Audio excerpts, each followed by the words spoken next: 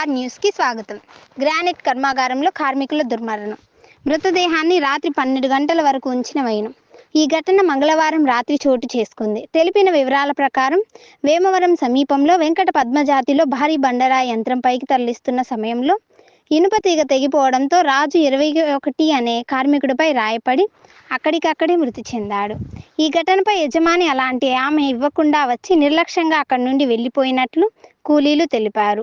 రాత్రి 12 గంటల వరకు మృతి ప్రాంతాల్లో తరలించేందుకు ఎవరూ ముందుకు రాలేదని తెలిపారు. ఈ ఘటనపై ఎస్ఐ జీవి సోదరుని విషయాలను కోరగా రాత్రి 12 గంటల సమయంలో ప్రమాద సమాచారం అందిందన్నారు. వెంటనే కేసు నమోదు చేస్తున్నామని తెలిపారు.